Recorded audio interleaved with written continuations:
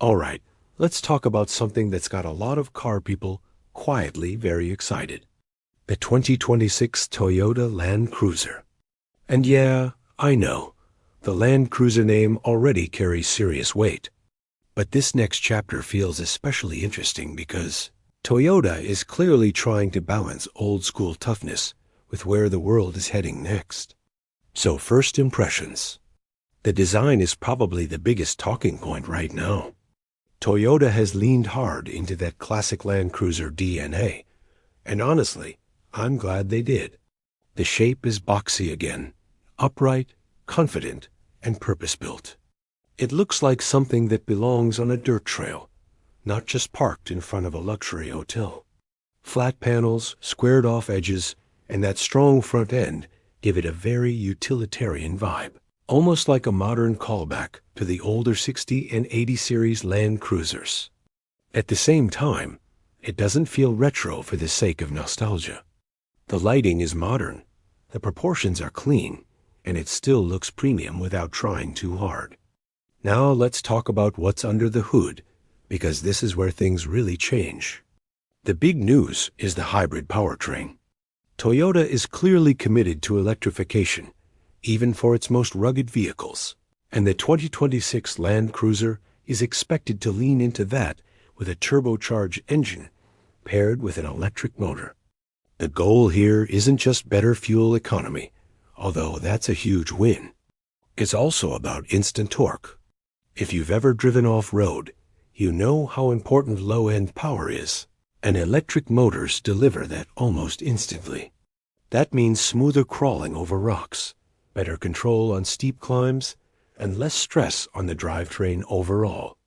And if you're worried this means the Land Cruiser is going soft, don't be. Toyota knows its audience. This thing is still built on a proper body-on-frame platform. We're talking serious off-road hardware, not just a rugged-looking SUV.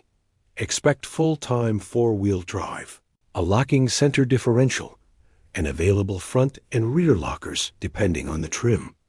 There's also Toyota's latest off-road tech, which makes tricky terrain a lot more manageable without taking the fun out of it.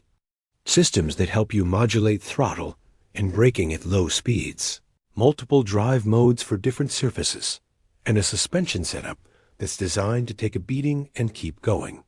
What's cool is that Toyota seems to be making the Land Cruiser more approachable again.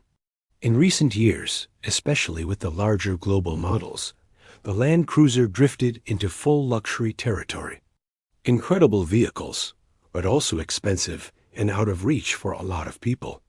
With the 2026 model, Toyota appears to be positioning it more like a rugged, everyday adventure vehicle that still has comfort, but doesn't forget its roots. Think of it as less about excess, more about capability and longevity. Inside, the changes are just as noticeable. The cabin has been modernized, but not overdone. You get a clean, horizontal dashboard layout that feels solid and functional. Big buttons and knobs are still very much a thing, which anyone who's driven off-road or with gloves on will appreciate. There's a large central screen with Toyota's latest infotainment system, faster, more intuitive, and finally competitive with what other brands are offering. Wireless Apple CarPlay and Android Auto are expected, along with a digital gauge cluster that you can customize depending on how you're driving. Materials are a mix of durable and comfortable.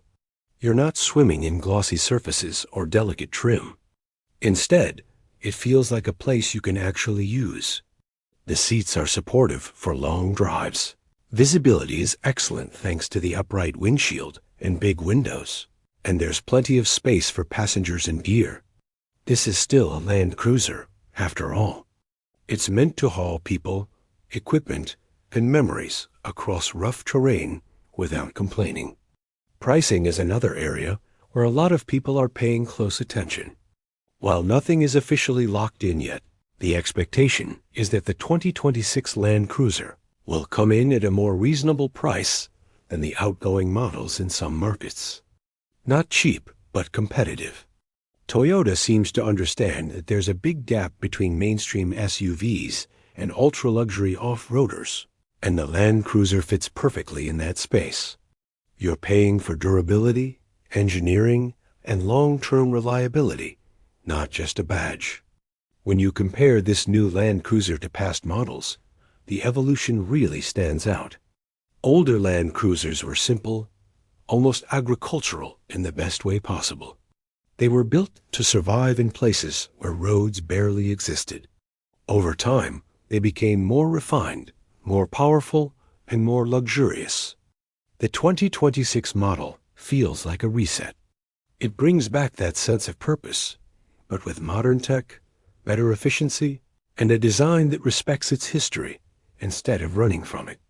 And that's what makes this Land Cruiser so exciting. It's not trying to chase trends or outdo competitors on spec sheets. It's staying true to what the Land Cruiser has always been about: reliability, capability, and confidence that it'll get you home no matter where you point it. The hybrid system doesn't dilute that mission. It enhances it. The updated interior doesn't distract from the experience. It supports it. If you're someone who grew up admiring Land Cruisers, or maybe even owned one, the 2026 model feels like Toyota listening to its fans. And if you're new to the nameplate, this could be one of the most well-rounded, genuinely usable off-road SUVs on the market when it arrives. So yeah, the Land Cruiser is back, and it feels like it means something again. And honestly, that's pretty exciting.